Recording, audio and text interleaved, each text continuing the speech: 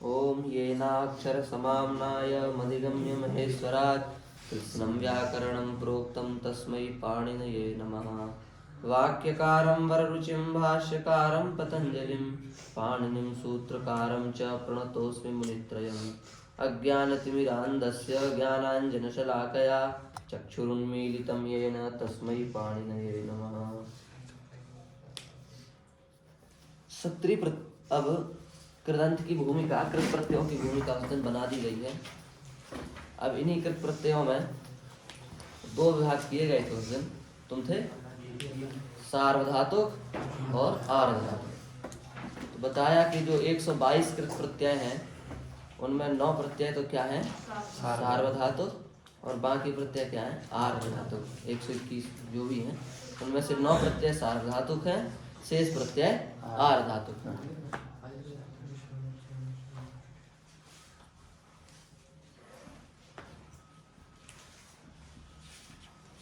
सार्वधातुक कृत प्रत्यय कौन कौन से हैं? क्षत्रि, सानस, चानस, शानन,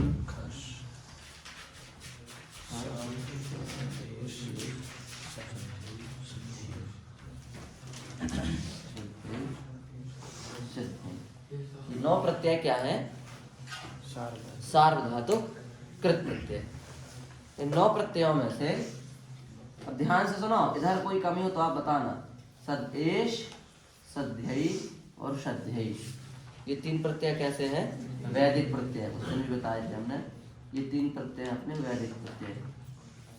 इन 3 को छोड़ करके शेष जो 6 प्रत्यय हैं वे हैं लौकिक प्रत्यय।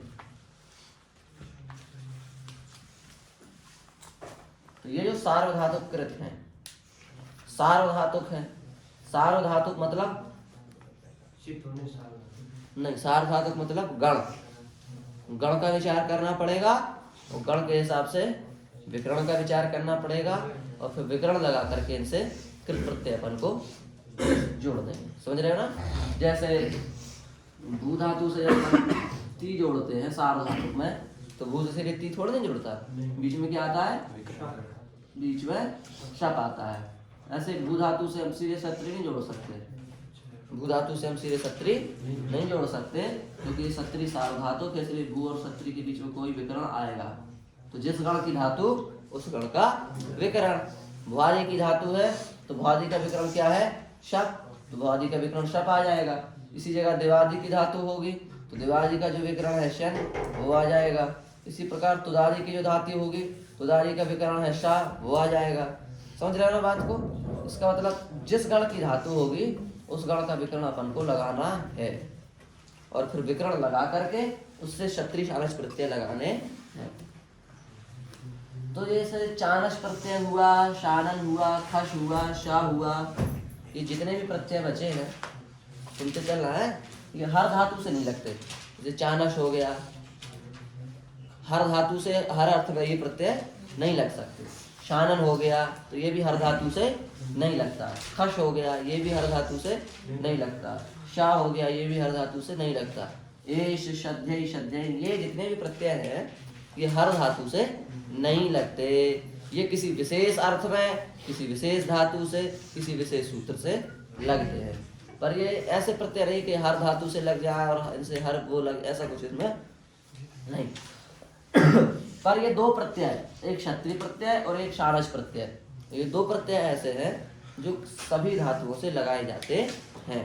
क्षत्रिय, शानस, चानस, शानन, खश, शा, एश, शध्यय, शध्यय, ये 9 प्रत्यय हैं। इन 9 में से हमने 3 तो हटा दिए, क्या कह करके? वैदिक कह करके। अब कितने बचे? 6 बचे। तो 6 में से भी हमने कहा कि चानस, शानन, खश, शा ये हर धातु से हर अर्थों में नहीं हो सकते और हर प्रकार से ये नहीं लग सकते। तो अब कितने बचे? 2, एक क्षत्रिय, दूसरा शानच। तो अब ये 2 प्रत्यय ऐसे हैं जो सभी धातुओं से लगाए जा सकते हैं। इतनी बात आई समझ में? इस काट दिए, समझ में आए कैसे कैसे कटे? ये तो इसलिए कट गए क्योंकि ये वैदिक है और ये इसलिए कट गए क्योंकि ये हर धातु से हर सूत्र हर अर्थ में नहीं लग सकते। पर ये दोनों प्रत्यय ऐसे हैं कि हर धातु से एक अर्थ में लग सकते हैं। इसलिए सामान्य प्रत्यय जो 9, इनमें से जो 9 हैं, इन 9 प्रत्ययों में से सामान्य प्रत्यय के रूप में केवल 2 प्रत्यय आए हमारे सामने, एक तो क्षत्रिय, दूसरा शानच। समझ रहे हैं? अब धातु है 1930। इन 1930 धातुओं में से कितनी धातुओं से क्षत्रिय लगाएं, कितनी धातुओं से शानच लगाएं? ठीक है ना? तो एक साथ कृत प्रत्यय क्षत्रिय कहेगा हम लगाएंगे, शानच कहेगा कि हम लगाएंगे हर धातु से। तो किस धातु से क्षत्रिय लगाएं, किस धातु से शानच लगाएं? इसके लिए आपको ये समझना पड़ेगा कि जो 1930 धातुएं हैं 2 प्रकार की हैं। कुछ परस्मैपदी धातुएं हैं, कुछ आत्मनेपदी धातुएं हैं। समझ रहे? तो जो परस्मैपदी धातुएं हैं उनसे लगेगा क्षत्रिय, जो आत्मनेपदी धातुएं हैं उनसे लगेगा शानच। ये भी आप लिख लो।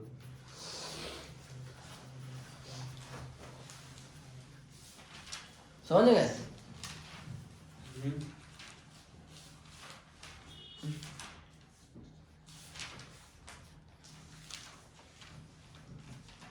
तंगानावात्मने पदम, एक सूत्र है, इसको आप पढ़ लो, जरूरत तो नहीं है यहाँ पर, बस बता देते हैं।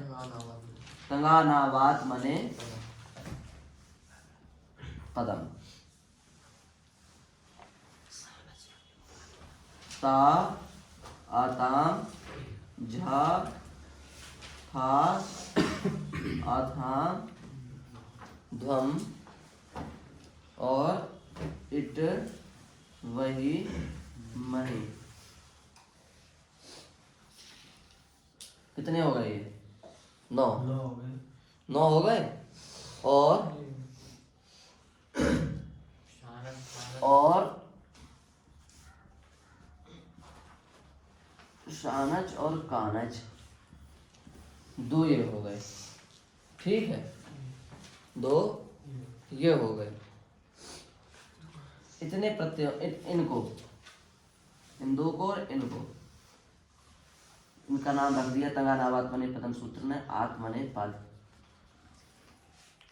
बताइए आपको, इन 9 प्रत्ययों को अपन कहते हैं ना, ये परस्मै पद, ये आत्मने पद के प्रत्यय है, वो परस्मै पद के, ये आत्मने पद के सूत्र ने बनाए तंगानावात्मने पदम। तो तिंग में ये 9 प्रत्यय और कृत में ये 2 प्रत्यय, शानच और कानच। ये कैसे प्रत्यय हैं? आत्मनेपदी प्रत्यय हैं।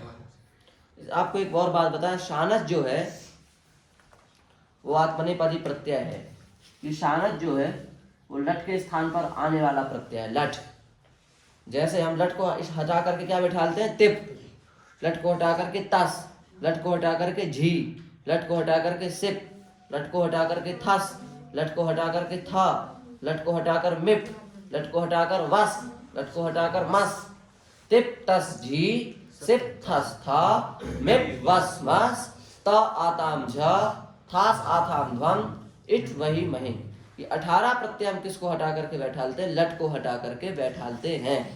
उसी प्रकार से कृदंत में शानच प्रत्यय जो है वो किसको हटा करके बैठता है? लट को हटा करके। एक प्रकार से इसी अर्थ में आता है। समझ गए?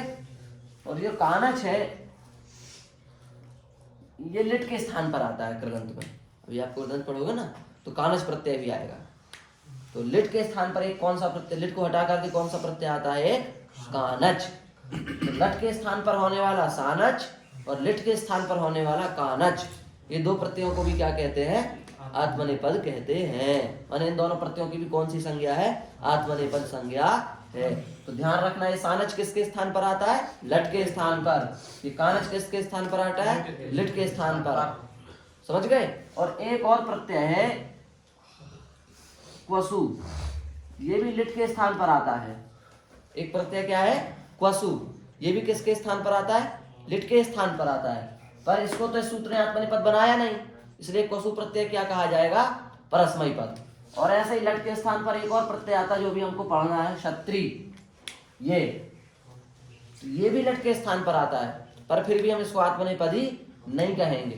क्यों? क्योंकि सूत्र ने नहीं कहा है इसको आत्मनेपदी। तो लट के स्थान पर 2 आदेश होते हैं कृत में। कौन कौन से? एक तो क्षत्रिय और एक शानच। क्षत्रिय क्या है? परस्मैपदी। शानच क्या है? आत्मनेपदी। उसी प्रकार से लिट के स्थान पर भी दो आदेश होते हैं, कानच और क्वसु। कानच क्या है? आत्मनेपदी, और क्वसु क्या है? परस्मैपदी। समझ में आया? ये है तंगानावात्मनेपदम का वास्तविक अर्थ। तो अब देखो, इसने कहा कि भाई तंग प्रत्याहार और सानच कानच को क्या कहते हैं? आत्मनेपद कहते हैं। ठीक है, यही तो कहा। और शेषात् कर्तरि परस्मैपदम, जो बच गए वो परस्मैपद हो गए। इसका मतलब क्या हुआ? इसका मतलब ये हुआ कि जो अपन ने अभी तिंग पढ़े हैं, तिंग जो पढ़े हैं अपन ने, उन तिंग में 18 तिंग है। 18 तिंग होने 18 में से 9 तो इस सूत्र ले लिए तंगानावात्मनेपदम ने। ता आताम झा था साथाम घमिट वही महिम ले लिए इसने, तो ये क्या हो गए? आत्मनेपद। इनसे बचे जो 9 और हैं, तिप्तजी सिप्तस्था विप्वस्मस, वो क्या हो गए? परस्मैपद। इसका मतलब आत्मनेपदी ये है, इसलिए वो परस्मैपद है। कई बार अपन को ये हो जाता है कि भाई ये 9 परस्मैपदी हैं, बाकी आत्मनेपदी हैं। ये बात समझने के हिसाब से तो ठीक है, पर सूत्र ने परस्मैपद नहीं बनाया। सूत्र ने क्या बनाया? आत्मनेपदी का घेरा बनाया है। तो ये इतने आत्मनेपदी हैं, इनसे जो बच गए वो क्या है? परस्मैपदी है। कभी अपन ऐसा ना कह रहे हैं कि 9 परस्मैपदी, इनसे जो बच गए वो आत्मनेपदी है। ये कहने के हिसाब से तो ठीक है, पर सैद्धांतिक रूप से बात थोड़ी नहीं है। सैद्धांतिक रूप से ये 9 आत्मनेपदी हैं, इसलिए इनसे जो बच गए वो क्या है? परस्मैपदी। ये एक बार और हमने किसी प्रसंग में कही थी यही बात। हाँ, सार्वधातुक आर्धातुक, इससे इतने प्रत्यय सार्वधातुक हैं इसलिए आर्धातुक है, इतने आर्धातुक है इसलिए सार्वधातुक है, इसमें कही थी। तो क्या है सही? क्या बताया था बताओ? ये 8 धातु कितने हैं इसलिए वो सार्वधातुक। हाँ, इतने आर्धातुक हैं इसलिए वो सार्वधातुक है। इसी प्रकार से इतने आत्मनेपदी हैं इसलिए वो परस्मैपदी। इसका मतलब तिंग में 9 परस्मैपदी है, 9 आत्मनेपदी। इधर हाफ हाफ है, आधा आधा, आधे परस्मैपदी आधे आत्मनेपदी। कृत में कितने आत्मनेपदी हैं? कृत में 2 आत्मनेपदी तो सीधे तौर पर हो गए, सानच और कानच। हो गए कि नहीं? हो गए, सानच और कानच। एक और बात यहाँ से समझ में आती है। क्या क्या समझ में आती है? अपन कहते हैं कि ये धातु परस्मैपदी है, ये धातु आत्मनेपदी। ये बात नहीं है। प्रत्यय परस्मैपदी आत्मनेपदी होता है, धातु परस्मैपदी आत्मनेपदी नहीं होती। ये भी एक बात है। अपन कहते हैं ना भू धातु परस्मैपदी है इसलिए इससे परस्मैपद के प्रत्यय लगेंगे, ये धातु आत्मनेपदी है इसलिए इससे आत्मनेपद के प्रत्यय लगेंगे। वस्तुतः प्रत्यय परस्मैपदी आत्मनेपदी होता है। अनुदात्त आत्मनेपदम से हम अनुदात्त कौन सा? हाँ, यही तो है, वो हम मान लेते हैं, पर प्रत्यय आत्मनेपदी परस्मैपदी होता है। इस दृष्टि से तंगानावात्मनेपदम की दृष्टि से प्रत्यय को परस्मैपदी आत्मनेपदी बनाया गया। धातु तो केवल 2 स्थितियों में आत्मनेपदी हो सकती है, या तो अनुदात्तेत हो अथवा गित हो। धातु में गा की संज्ञा हो रही हो, धातु में गा की संज्ञा हो रही हो, जैसे शीन, तो इस धातु में किसकी संज्ञा हो गई? गा की। इसका मतलब ये क्या है? आत्मनेपदी। ठीक है। अथवा धातु में यहाँ की संज्ञा हो रही हो, जैसे क्रिय, तो ये वैसे तो उभयपदी होती है, पर एक पक्ष में क्या हो जाएगी? ये भी आत्मनेपदी। और धातु अनुदात्तेत हो तो भी क्या हो जाती है? वो आत्मनेपदी। तो कहने का मतलब कृत प्रत्यय में कितने आत्मनेपद हो गए? 2। कौन कौन से? शानच और कानच। इनको छोड़कर के सारे क्या है? यही है, यही है। और क्या है? और तो कोई है नहीं आत्मनेपद। क्या है? नहीं, आत्मनेपद वाले सूत्र ही नहीं और दूसरे कोई कृत में। यही तो होते हैं ना, स्लग के और दीर्घ के स्थान पर। हाँ लकार के स्थान पे। हाँ, तो यही होगा। ठीक। तो तंगानावात्मनेपदम आया समझ में? ज्यादा व्याख्यान की जरूरत नहीं है। ये 9 प्रत्यय और शानच और कानच, इनको क्या कहा जाता है? आत्मनेपद। कहने का मतलब ये है कि हमने ये कहा था ना अभी कि सानच आत्मनेपद की धातुओं से लगता है, तो आपके मन में आया होगा ये सानच ही क्यों आत्मनेपद की धातुओं से लगता है। इसलिए हमने ये सूत्र आपको बताया कि भाई इसको क्या कहा गया है, इस सूत्र के द्वारा आत्मनेपद बनाया गया है। इसलिए ये किन धातुओं से लगेगा? आत्मनेपद की धातुओं से लगेगा। और इस परस्मैपद की धातुओं से क्या लग जाएगा? सत्री। सत्री साना दोनों लग रहे थे, कौन सा लगाया जाए? तो पाणिनि ने कहा कि आत्मनेपदी से क्या लग जाएगा? सानच। तो सत्री को अब लड़ने की जरूरत नहीं, सत्री को खुद जगह मिल गई। सत्री ने कहा परस्मैपदी धातु से लग जाएंगे हम। समझ में आ गई बात? तो अब कौन से क्या लगेगा? परस्मैपद की धातुओं से क्या लगेगा? सत्री। और आत्मनेपद की धातुओं से क्या लगेगा? सानच। इसमें कोई संदेह तो नहीं? यहाँ तक समझ गए? और कौन से आत्मनेपदी प्रत्यय इनके अलावा? सानच के अलावा कानच और तंग। ये जितने हैं ना महिन तक जाएगा ना, तो ये ता और ये गा दोनों को मिला लो तो क्या बन गया? तंग। तो तंग कहने से कितने प्रत्यय आ जाएंगे? 9 पूरे। यही तो है व्याकरण की शैली, प्रत्याहारात्मक बात बोलते हैं उन्होंने, पूरा नहीं बोलेंगे ता तम जा था सा था द्वम इट वाई माइन, इनको तंग कहते हैं, नहीं बोलेंगे वो। तो क्या कहेंगे? ता, इधर पकड़ेंगे गा, दोनों को मिला लेंगे तो क्या बन जाएगा? तंग। कहेंगे ये सब तंग है, बस हो गया तंग। समझ गए? और इधर से मिलाएंगे, कहां से? इधर से, तो कहेंगे तिप तस और झी और सिप थस था निप वस मस। यहां से पकड़ेंगे ती, यहां पकड़ेंगे गा, तो इनको सीधे करेंगे तिंग। हमने कहते ना अपन क्या पढ़ रहे हैं? का तिंग पढ़ रहे हैं इस समय हम। ये क्या है तिंग? 18 प्रत्ययों की व्याख्या का तो नाम है तिंग। इनमें से इनने ये उठाया तो बन गया तिंग, और इधर से ये उठा लिया तो क्या बन गया? तंग। 2 प्रत्याहार बनते हैं 18 प्रत्ययों में, एक तिंग एक तंग। तिंग में आ जाते हैं परस्मैपदी आत्मनेपदी दोनों आ गए कि नहीं? ये परस्मैपदी आत्मनेपदी तिंग कहने से दोनों आ गए, पर तंग कहने से केवल कौन से आएंगे? आत्मनेपदी आएंगे, परस्मैपदी नहीं। इतना समझे? चलो ठीक है, इतना तो समझे। अब आगे समझो।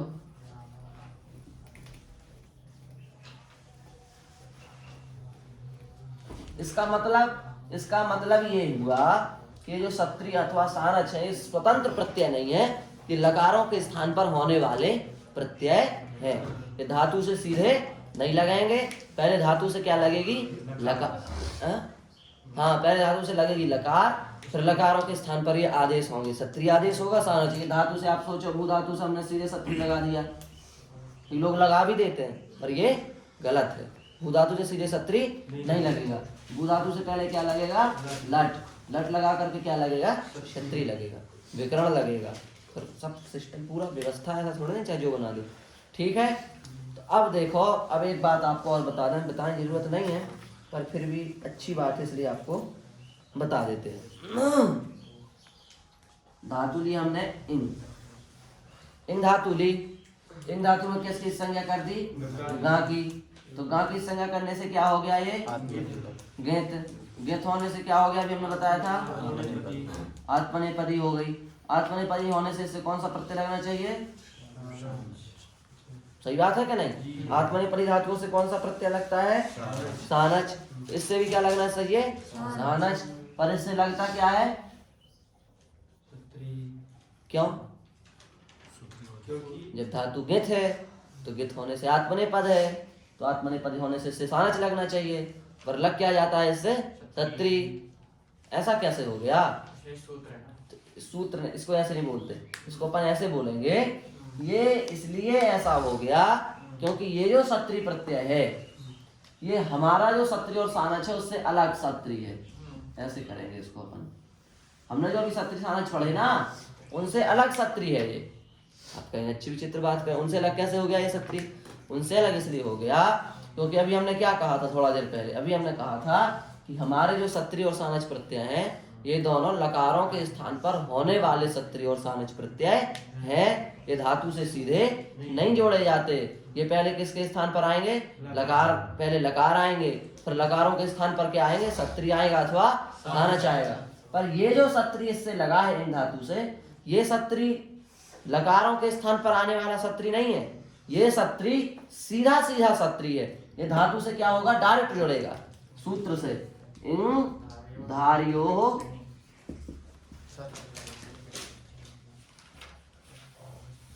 इस सूत्र से ये सत्री प्रत्यय धातु से सीधा जुड़ जाएगा, लट के स्थान पर नहीं आएगा, इसलिए आत्मनेपदी होने के बाद भी ये लग जाएगा।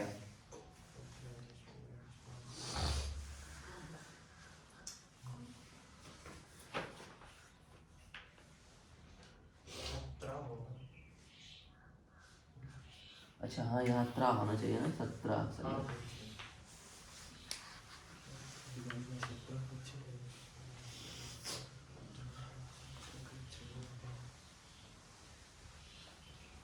बात आई समझ में? सत्री प्रत्यय भी कितने प्रकार का हो गया? 2 प्रकार का। एक तो धातु से लगने वाला सीधा सत्री प्रत्यय, और एक धातु से पहले लगाएंगे लकार, फिर लकार के स्थान पर आने वाला सत्री प्रत्यय। तो जो धातु से हम लकार लगाएंगे, फिर लकार के स्थान पर जो सत्री लाएंगे, वो सत्री केवल परस्मैपद की धातुओं से ही लगेगा। पर जो धातु से सीधे सत्री प्रत्यय जुड़ जाएगा उस प्रत्यय में जिम्मेदारी नहीं है कि भाई सीधे लगाए कि ऐसे लगाए, वो तो सीधे ही लगेगा और लकार के स्थान पर। इस सूत्र का अर्थ क्या है? इस सूत्र का, इस सूत्र क्या से लें, अभी उसका प्रयोजन मत रखो, अभी हम कृदंत पढ़ेंगे तो समझ में आएगा आगे। पर अभी ये समझो इन धातु से इस सूत्र से सत्री प्रत्यय लगता है, इस सूत्र से इन धातु से सीधे सत्री प्रत्यय लगता है बिना लकार लाए, है ना। तो इसलिए इन धातु से जो सत्री प्रत्यय लगा वो इस सूत्र से लगा है, लकार के स्थान पर नहीं आया, वो धातु से सीधा जुड़ गया है। इसलिए क्या हो गया है कि आत्मनेपदी धातु होने के बाद भी इससे सानाचरण लग करके सत्री लग गया। परस्मैपदी क्या पकड़ी बात, बात ये हमारे पकड़ में आई कि धातु यदि परस्मैपदी हो तो उससे सत्री लगेगा, आत्मनेपदी हो उससे सानच लगेगा। पर यदि धातु से हम सीधे सत्री जोड़ते हैं बिना लकार को लाए तो उससे आत्मनेपद, वह सत्री आत्मनेपद की धातुओं से भी लग सकता है, जैसे इन धातु से लग गया। पर यदि हम लकार के स्थान पर सत्री ला रहे हैं तो अब ये कभी परस्मैपद की धातुओं से नहीं लग सकता। पर यदि हम सीधे सीधे सत्री ला रहे हैं तो ये आत्मनेपद की धातु से भी लग सकता है। समझ गए, समझ गए, नहीं समझे? क्लियर इतना है, केवल परस्मैपद की धातुओं से सत्री लगेगा, आत्मनेपद की धातुओं से सानच लगेगा। पर यदि वह सत्री लकार के स्थान पर ना आकर के सीधे लगाया जाए धातु से तो वो परस्मैपद के साथ साथ आत्मनेपद की धातुओं से भी लग सकता है। अब आपका ऐसी कितनी धातुओं से लगेगा तो अभी आएंगी तो आपको पता चल जाएगा कि तो 3-4 गिनी चुनी धातुएं हैं, उन गिनी चुनी धातुओं से लग जाएगा सीधे सत्री, और किसी से सत्री प्रत्यय सीधे नहीं लगेगा। और उसको परस्मैपदी कर देंगे। हाँ तो फिर परस्मैपदी ही होगा। हाँ फिर परस्मैपदी हो गया और क्या। हाँ जैसे अपनी हम आपको बता ही देते हैं ना, इंग धातु हो गई, धारी धातु हो गई, द्विष धातु हो गई, शून्य धातु हो गई, अर्ह धातु हो गई, इतनी धातुओं से सीधे सीधे सत्री प्रत्यय लग जाता है। बस इतनी धातुओं से बिना लकार लगाए सीधे सत्री प्रत्यय लगा सकते हैं। इतनी धातुओं में अपन को सावधान रहना, बाकी में तो लट के स्थान पर ही सत्री होगा। केवल ये 5 धातुएं हैं, इंग, धारी, द्विष, शून्य और अर्ह। इंग, धारी, द्विष, शून्य और अर्ह, इन 5 धातुओं से बिना लकार लाए हम सीधे सत्री प्रत्यय लगा सकते हैं। इन 5 के अतिरिक्त किसी भी धातु से यदि हमें सत्री लगाना है तो वो सीधे नहीं लगाएंगे, पहले क्या लगाएंगे उसके लिए लकार, हाँ लट, और उसके स्थान पर फिर क्या करेंगे, सत्री करेंगे। इतना समझे? अब एक और बात समझ लो यहीं पर सत्री सानच के बारे में।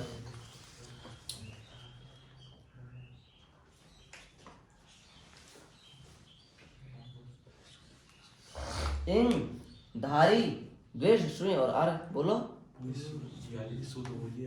इसका। ये इंधार्यो शत्र कृच्छ्रणी, इंधार्यो शत्र कृच्छ्रणी, अकृच्छ्रणी अर्थे गम्यमाने शति इंधार्यो शत्रु प्रत्ययो भवति। इंग और धारी धातु से सत्री प्रत्यय, इंग, धारी, द्विष, शून्य और अर्ह, इन धातुओं से सीधे सत्री प्रत्यय लगता है, बाकी धातुओं से सीधे नहीं लगेगा, लकारों के स्थान पर लगेगा। ठीक। अब एक बात और इसमें बता दें हम,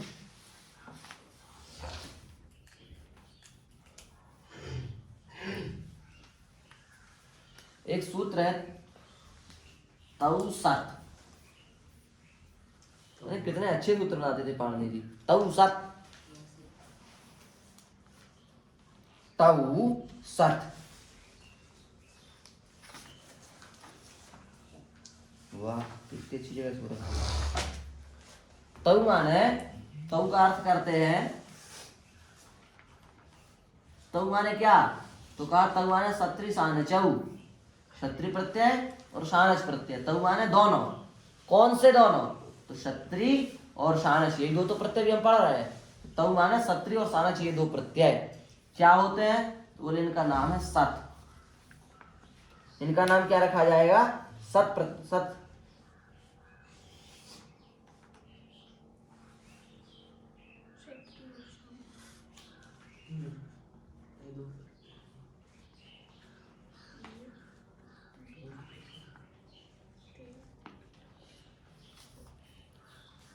जैसे अभी आप समास पढ़ोगे तो समास में एक सूत्र आया है। कौन सा सूत्र? एक सूत्र आया है, पूर्ण गुण सुहितार्थ सदव्ययतव्य समानाधिकरणेन। समास करने वाला सूत्र है, भी आपने नहीं पढ़ा। तो उसमें पूर्ण प्रत्यांत शब्द, तो पूर्ण प्रत्यांत शब्द समझते हो? नहीं समझते, पढ़ाएंगे आगे। पूर्ण गुण गुणवाचक शब्द, सुहित अर्थवाचक शब्द, तृप्तिवाचक शब्द और सत प्रत्यांत शब्द। तो वहां पर सत प्रत्यांत शब्द आया। अब आप सोचते सत क्या है, ये सत क्या है? अब समझ में आया? सत, सत माने सत्री प्रत्यांत शब्द और सानच प्रत्यांत शब्द। तो आप कहेंगे ना कि सत सत कहने की माने सत कहने का क्या फल है? तो सत कहने का ये फल है, यदि आपको हम सत्संज्ञा ना पढ़ाएं, पाणिनि जी सत्संज्ञा ना बनाए यदि, तो फिर पूर्ण गुण सुहितार्थ सदव्ययतव्य समानाधिकरण में जो सत शब्द आया है, फिर आप कैसे समझेंगे कि सत माने क्या है? सत माने वैसे तो होता अस्ति सत, जो है उसी को सत कहते हैं। तो फिर सभी प्रत्यय सत हैं, क्योंकि सभी हैं, है कि नहीं? इसलिए पाणिनि जी ने पहले ही सूत्र बना दिया, तउ सत। सत्री और सानच प्रत्ययों को क्या कहते हैं? सत कहा जाता है। समझ गए? तो अब किसी भी सूत्र में सत पद आए तो अपन को क्या समझना है? उस सत शब्द से ये किसके लिए कह रहे हैं? सत्री और सानच के लिए कह रहे हैं। तो सत्री और सानच दोनों की एक संज्ञा है। कौन सी संज्ञा है? सत संज्ञा। ये दोनों सत्पुरुष हैं, माने सत प्रत्यय हैं। समझ रहे हो ना? हाँ, सत प्रत्यय है दोनों, इन दोनों की सत संज्ञा है, सत्री और सानच की। ठीक है? अब सत्री सानच के हमने बहुत सारी बातें आपको बता दी, अब हम इसकी प्रक्रिया और बता देते हैं आपको बस। हाँ, अभी एक बात इसकी और रह गई है, एक बात इसकी और बताने रह गई है। क्या बताने रह गई? हाँ, ये रह गई है, इसका प्रयोग कैसे करना है? क्षत्रि प्रत्यय का किस अर्थ में इसका प्रयोग करना है? किस अर्थ में आएगा सत्री, किस अर्थ में आएगा सानच, है ना? इसलिए इसका सीधा सीधा ये समझो कि जिस अर्थ में लट लगा आता है उसी अर्थ में सत्री और सानच प्रत्यय का भी प्रयोग करना है। वर्तमाने लट, वर्तमान काल में क्या आता है? लट। तो सत्री और सानच भी किस अर्थ में आएगा? वर्तमान काल में। क्षत्रि और ये शानच, ये दोनों प्रत्यय जो है किस अर्थ में आएंगे? वर्तमान काल में आएंगे। किस सूत्र से आएंगे? इसका एक सूत्र है, लटा सत्री शानचा व प्रथमा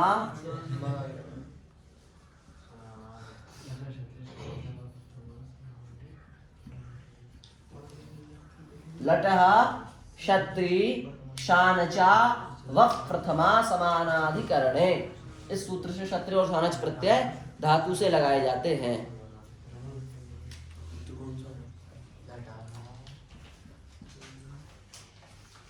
धातु से वर्तमान काल में क्षत्रि और शानच प्रत्यय होते हैं। किस सूत्र से? लटः क्षत्रि शानचा व प्रथमा समानाधिकरणे। अप्रथमा समानाधिकरणे गम्यमाने सति लटस्थाने क्षत्रि शानचा वादेशौ भवता। यह अर्थ हो जाएगा इसका।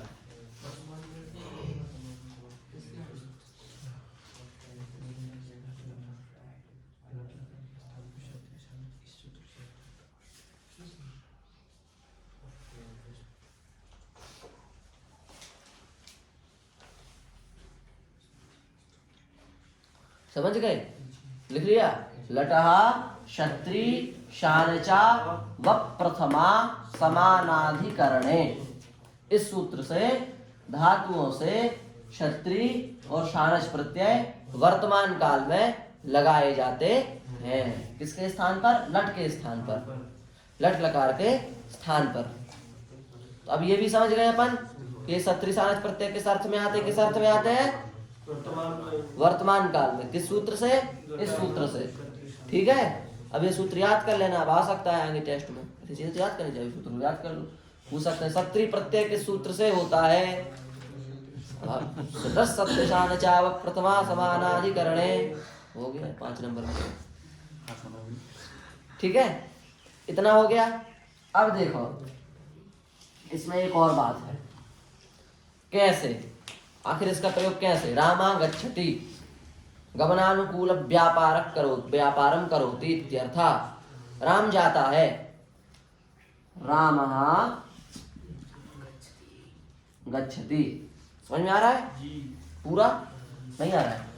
रामा गच्छति, धातु के किसी भी धातु के कितने अर्थ होते हैं? 2। कौन कौन से? फल, और व्यापार। व्यापार। फल का आश्रय होता है कर्म, व्यापार का आश्रय होता है कर्ता। फल का आश्रय होता है कर्म, व्यापार का आश्रय होता है कर्ता।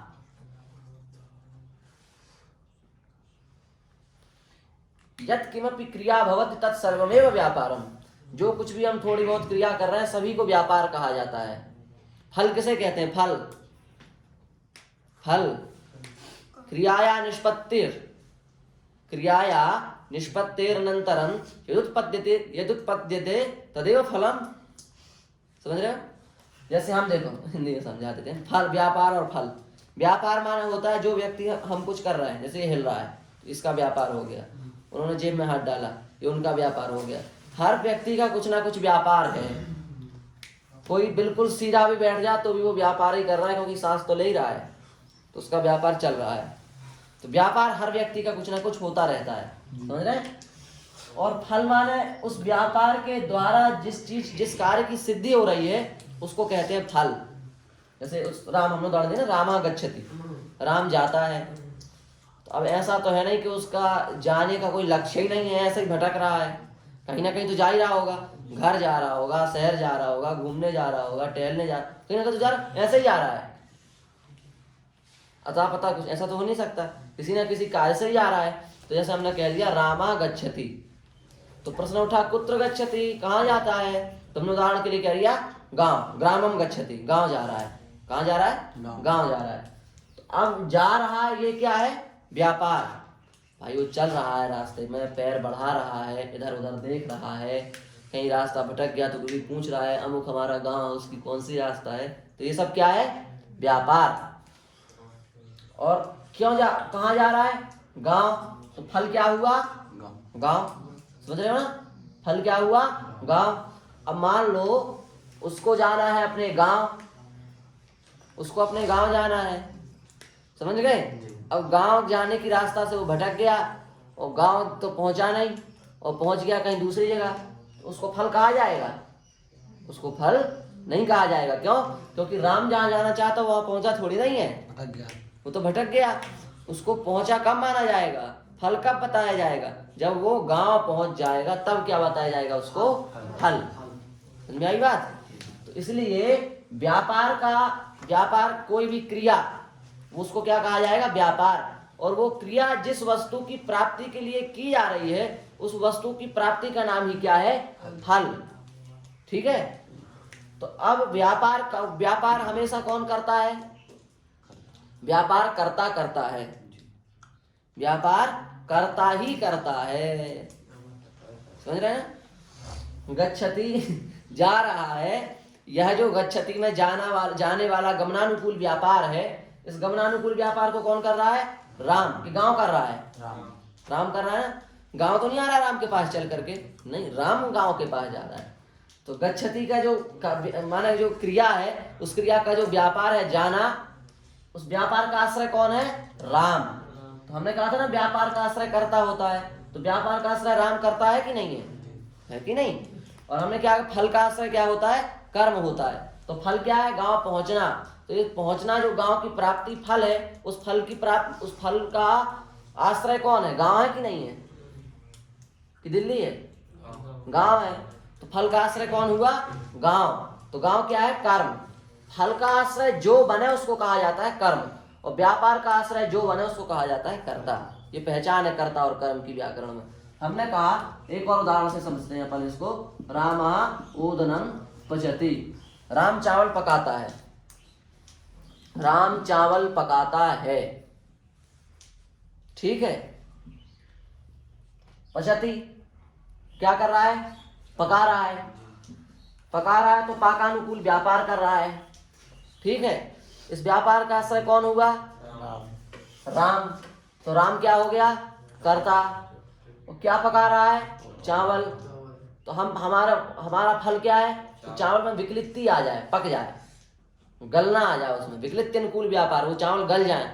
यही तो है चावल पकाने का, कि हम ये सोच रहे हैं कि ये कभी ना पके, सबके सब जल जाएं, ये सोच रहे हैं हम, सोच रहे हैं क्या सोचते हैं, ये चावल बढ़िया सुमिष्ट सुंदर स्वादिष्ट बढ़िया अलग अलग पुलाव के जैसे बढ़िया पक करके सुंदर, कड़क भी ना हो, कोमल भी ना हो, ज्यादा गीले भी ना हो, सूखे भी ना हो, बढ़िया सुमिष्ट सुमधुर चावल पक जाए। यही चाहते हैं कि नहीं चाहते हैं? तो हमारा फल कहाँ है? चावल का पक जाना, यही हमारा फल है ना। वो फल कहाँ बैठा है? वो कर्ता में बैठा है कि चावल में बैठा है? चावल में। कर्ता को पकाना है, कर्ता को तो नहीं पकाना है ना, चावल को ही पकाना है। तो जो पकाना है वो किसको पकाना है? चावल को। तो फल कहाँ बैठा जा करके? चावल में। इसलिए चावल क्या हो गया? कर्म। कर्म अपन को भी जाना है, ठीक है जाना। गोपाल महोदया गच्छति, गच्छति भ्रमणार्थम गच्छति। गमनानुकूल व्यापार कौन कर रहे हैं? गोपाल जी। समझ गए ना? क्यों कर रहे हैं? भ्रमण के लिए। तो फल कहाँ हुआ? भ्रमण में जा करके बैठा। तो भ्रमण क्या हो गया? कर्म हो गया। वो जा रहे हैं, वो क्या हो गया? व्यापार हो गया। तो व्यापार कौन कर रहे हैं? गोपाल जी। तो कर्ता कौन हो गए? गोपाल जी। और फल क्या है? भ्रमण, घूमना। तो फल कहाँ बैठा? भ्रमण में। तो कर्म कौन हो गया? भ्रमण। समझ में आई बात? इस तरीके से आप कर सकते हो निर्णय, फल कौन है, व्यापार कौन है, कर्ता कौन है, कर्म कौन है, कर सकते हो? करो। रामः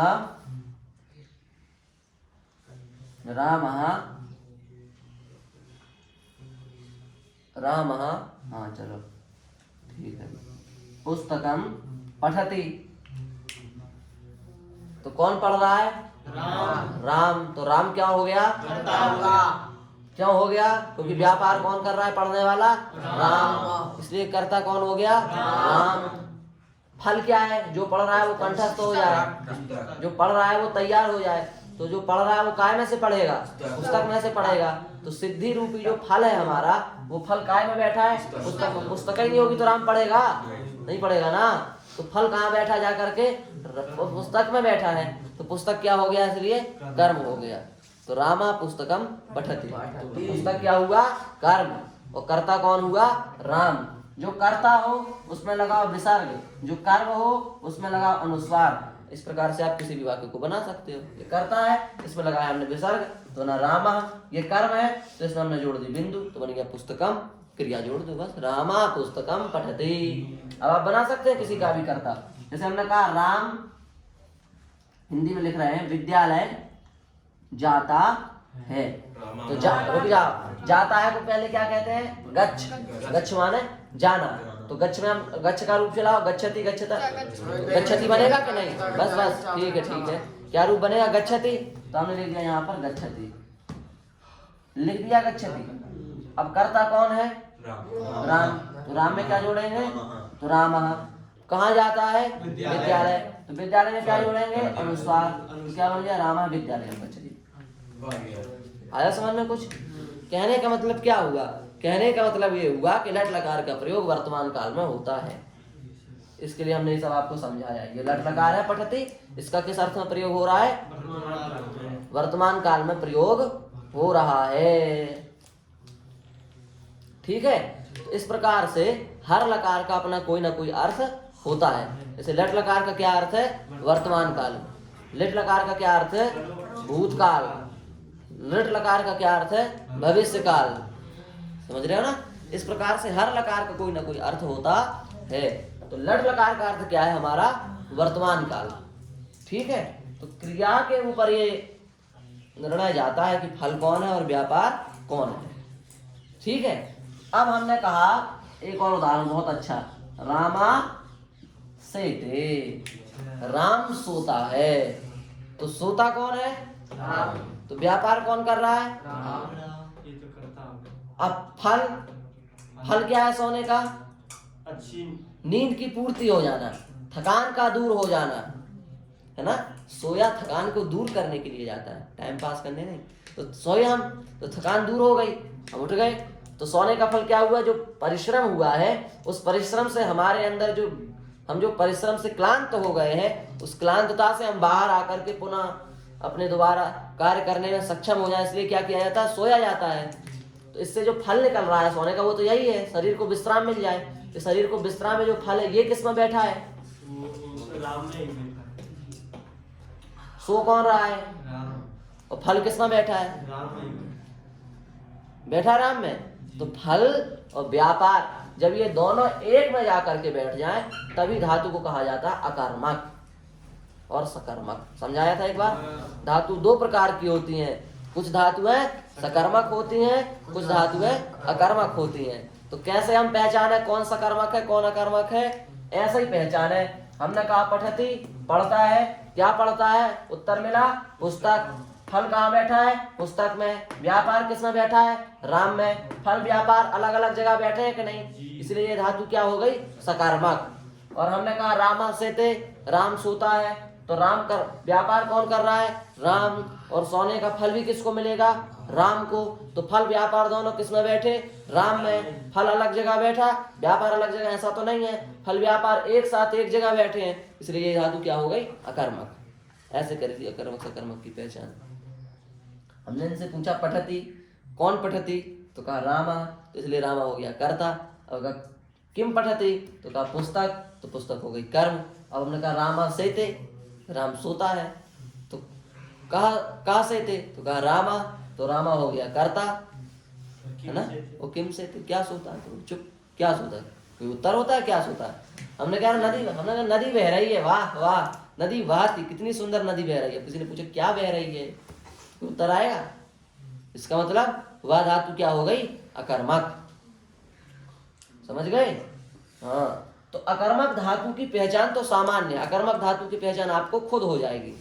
जैसे हमने कहा सा भवति, वह होता है, वह होता है, तो क्या होता है, तो वह होता है, वह उत्पन्न होता है, क्या होता है, कोई बात बनती है। इसका मतलब भू धातु क्या है, अकर्मक है, कर्मक है।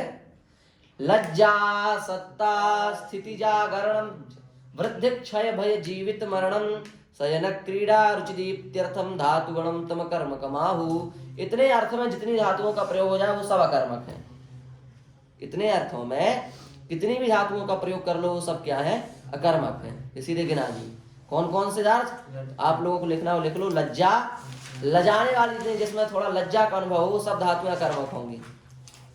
वह लजा रहा है, क्या लजा रहा है, बात होती है, मतलब वो धातु क्या है, अकर्मक। लज्जा सत्ता, सत्ता माने उत्पन्न होना, प्रकट होना, होना अभी हमने कहा ना सा हुआ होता है, ऐसी धातु भवती वगैरह, भू धातु वगैरह। स्थिति, वह खड़ा है, क्या खड़ा है, आदमी खड़ा है और क्या खड़ा है, उत्तर होता है। लज्जा सत्ता स्थिति जागरणम, सो करके उठना, ऐसा सब उठना या सोना, ये सब उठना सोना दोनों। वृद्धि, वृद्धि होना। क्षय, नाश होना। वृद्धि क्षय भय, वह डरता है, क्या डरता है, कोई बात होती है, नहीं होती ना, इसलिए भय भी धातु भी अकर्मक है। डरने वाली सभी धातुएं क्या है, अकर्मक।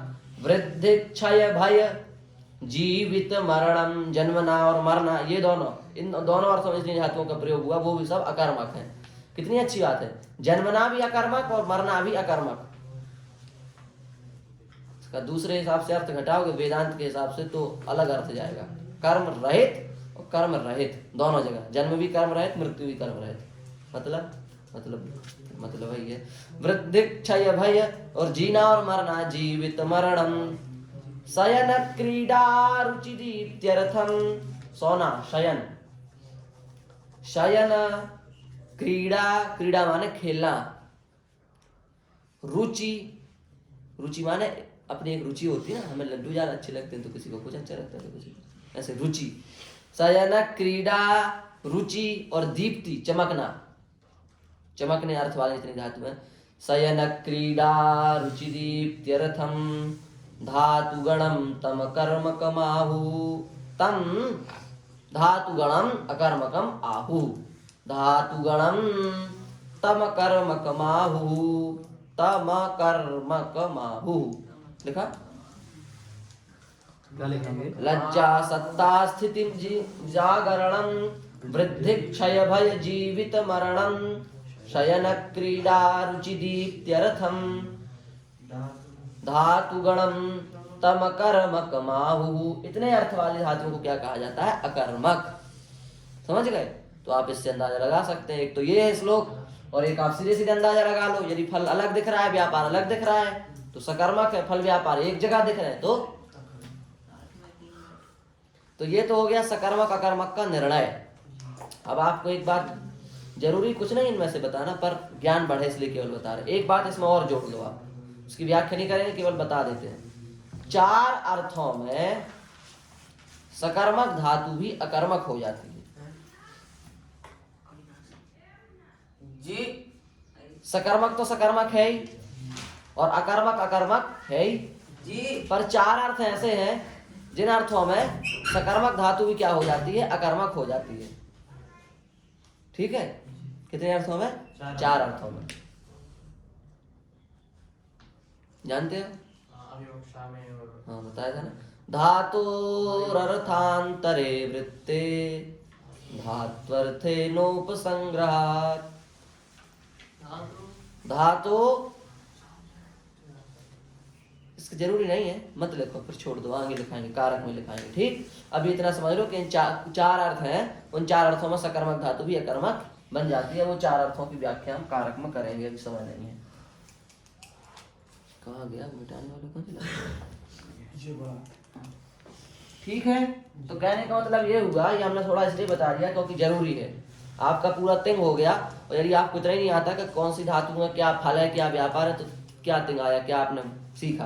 तिंग का अर्थ ये है कि किसी भी धातु का किसी भी लकार में किसी भी अर्थ में आपसे प्रयोग बनना चालू हो जाए, इसी का नाम है तिंग की सिद्धि। समझ रहे हो? अभी अपन ने केवल प्रक्रिया तैयार की है, वस्तुतः अपन को प्रयोग कैसे बनाने हैं, वाक्य में इनको कैसे रखना है, ये थोड़ी नहीं अभी समझे नहीं समझे।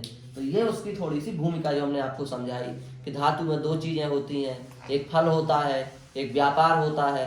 हर धातु में कोई भी धातु करो, फल व्यापार जरूर होंगे, और कोई भी वाक्य बना लो उसमें 5 चीजें जरूर होंगी। कोई भी वाक्य बनाओ उसमें 5 चीजें जरूर होंगी।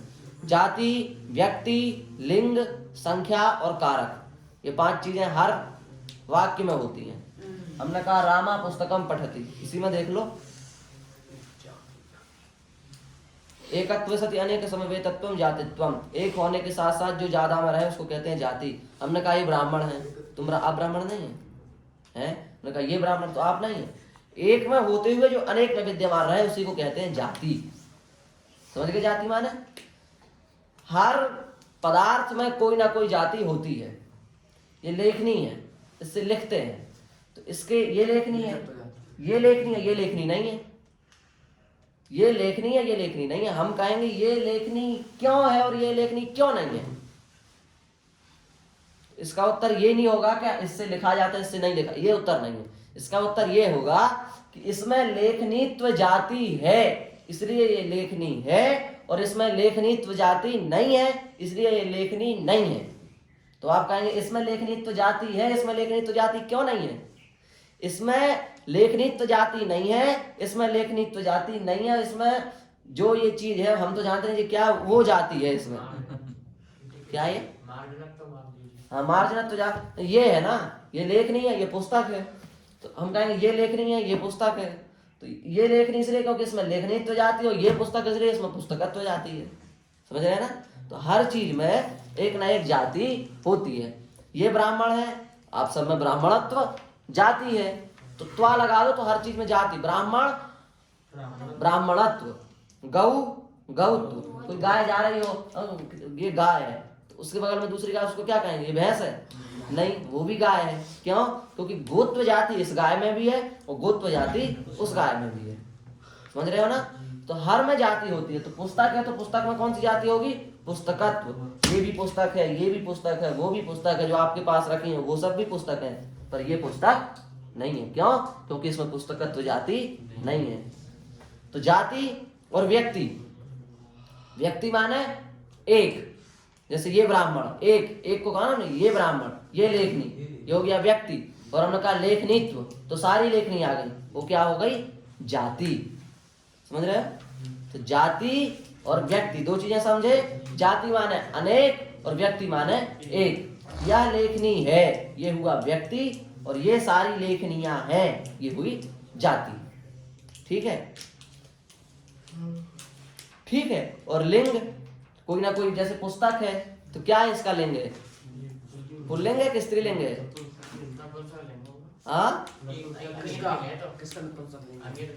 इसमें स्त्रीलिंग नपुंसक लिंग चलते, इसमें नियत अनियत ये सब चलते, तो इसको भी छोड़ दो, समझ में नहीं आएगा। ठीक। और संख्या, तो कोई ना कोई संख्या होती है, जैसे पुस्तक एक संख्या है, एक पुस्तक पढ़ रहे हैं ना। हाँ। दो होती तो यहाँ द्विवचन होता, बहुत होती तो यहाँ पर बहुवचन होता। तो संख्या और कारक, कारक आ जाता है क्रिया से, जैसे हमने पठती लगा दिया तो कारक बन गया। ठीक है, तो इस प्रकार से किसी भी वाक्य में 5 चीजें आपको मिल जाएंगी। छोटा से छोटा वाक्य बना लो, बड़े से बड़ा वाक्य बना लो, 5 चीजें रहती। कौन कौन सी? जाति, व्यक्ति, लिंग, संख्या, कारक। इसको कारक में समझाएंगे अच्छे से। कारक आ गया ना लास्ट में, तो ये कारक। ठीक है, तो अब इतना अपन समझ गए।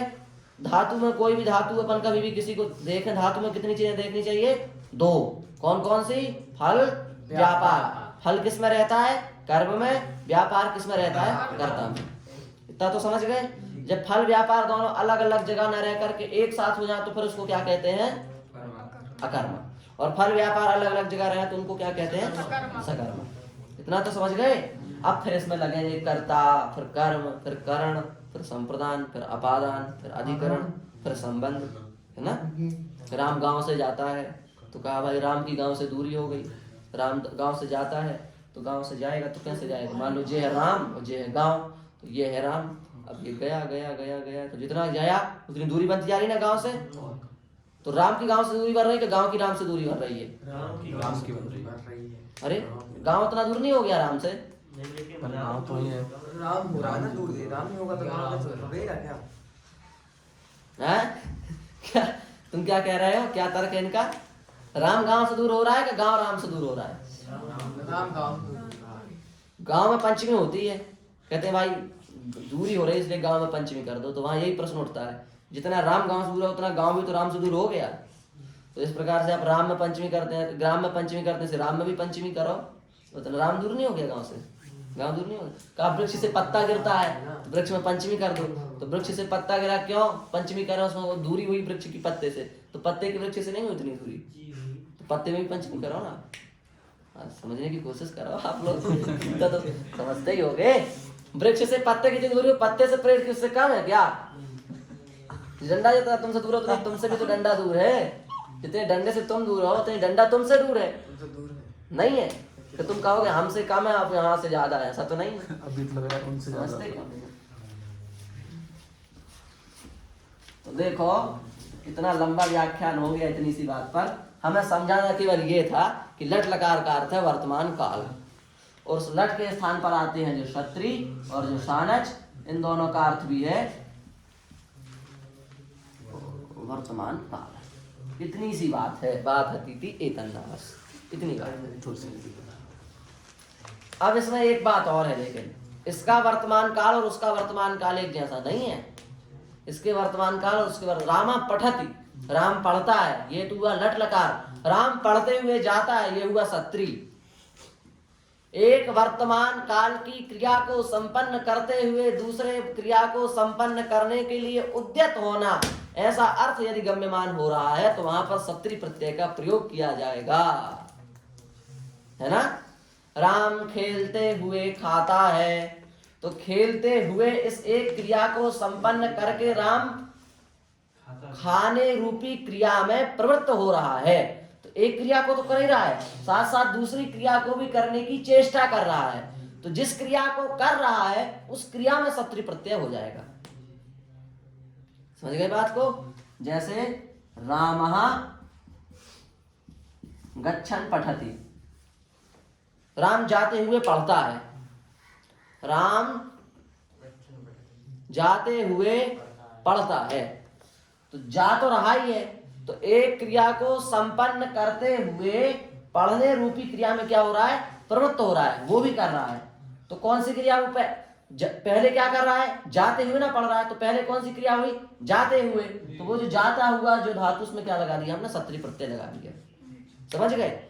ये ऐसे अर्थ में सत्री लगेगा, सीधे वर्तमान काल में तो लग जाता है कभी कभी क्वचित, पर ज्यादातर सत्री प्रत्यय का प्रयोग जो होगा वो एक क्रिया के साथ जब दूसरी क्रिया करनी हो तो पहली वाली क्रिया में सत्री लग जाएगा। अब आप ऐसे यदि कहोगे कि रामः गच्छति पठति, तो ये एक प्रकार से ठीक वाक्य नहीं है। राम जाता है, पढ़ता है, इसमें आपने इसमें भी टिप लगा दी, इसमें भी टिप, ये ठीक नहीं। ये पाणिनि जी की शैली है, रामा गच्छन् पठति, राम जाते हुए पढ़ता है, सत्री लगाइए आप। समझ गए ना वाक्य को? अब बना बता जाओगे ना सत्री। राम खेलता है, सत्री लगेगा? राम खेलते हुए पढ़ता है, राम पढ़ता है, राम पढ़ते हुए खाता है। समझ रहे हैं ना? तो वर्तमान काल में भी थोड़ा अंतर है। राम पढ़ता है, ये भी वर्तमान काल है कि नहीं? राम पढ़ते हुए जा रहा है, ये भी वर्तमान काल है, पर राम पढ़ता है इसमें सत्री नहीं लगेगा। राम पढ़ते हुए जब एक क्रिया को संपन्न करते हुए दूसरी क्रिया को कर रहा होगा तब लगेगा। समझ गए बात को? इसका मतलब इस वर्तमान काल में और इस वर्तमान काल में थोड़ा अंतर है, ठीक है ना? ये अंतर है। तो इस प्रकार से सत्री प्रत्यय की 4-5 बातें मुख्य। हाँ बोलो। लकार के साथ, लकार के बिना जो क्षत्रिय होता है वो भी ऐसे ही लगता है। हाँ वो भी ऐसे ही लगता है। तो अब ये 4-5 बातें मुख्य हुई सत्री प्रत्यय में और सानच में। एक तो ये बात हुई सबसे पहली, ये बिंदु, इनको आप, ये पूरे आज की पढ़ाने का सार है, इनको आप लिख भी सकते हो, बुद्धि में बिठा सकते हो। पहला सार ये निकला, परस्मैपदी की धातुओं से सत्री और आत्मनेपद की धातुओं से सानच लगेगा, बस एक तो ये निकला।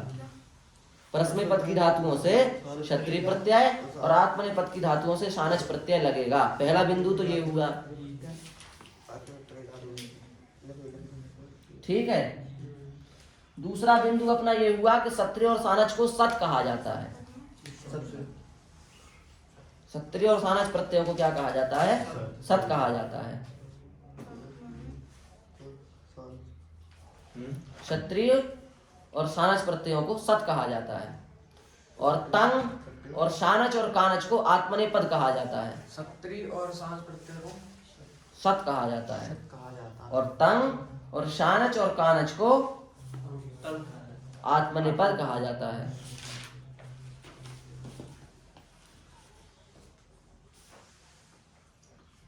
क्या होता है तीसरा? तंग और सानच कानच को आत्मनेपद कहा जाता है।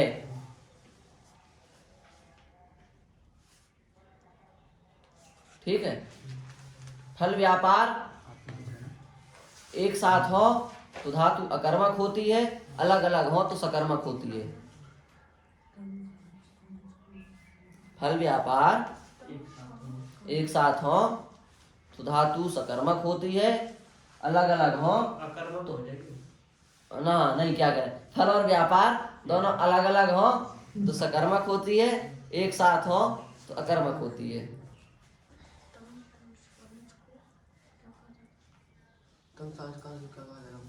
फल व्यापार दोनों अलग अलग हो तो सकर्मक और एक साथ हो अकर्मक हो जाती है।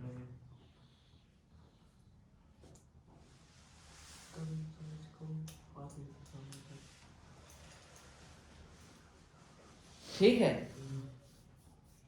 और एक क्रिया को करते हुए जब दूसरी क्रिया को किया जाए तब क्षत्रिय और सानच प्रत्ययों का प्रयोग होता है।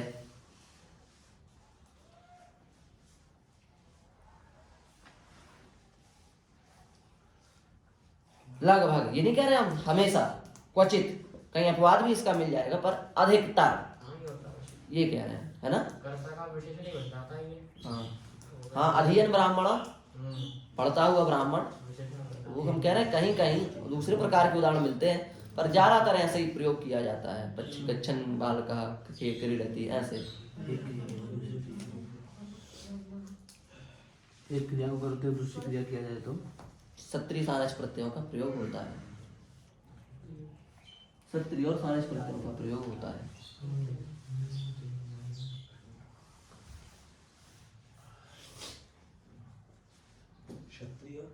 प्रत्ययों का प्रयोग होता है, सत्री और सानच प्रत्यय का प्रयोग होता है। ठीक है, ये हो गया सत्री और सानच प्रत्ययों का प्रयोग करने की एक प्रकार से विधि, प्रयोग प्रक्रिया तो नहीं बता पाए पर भूमिका हो गई इसकी, तत्रिशान स्मृतियों की भूमिका। ठीक, बंद।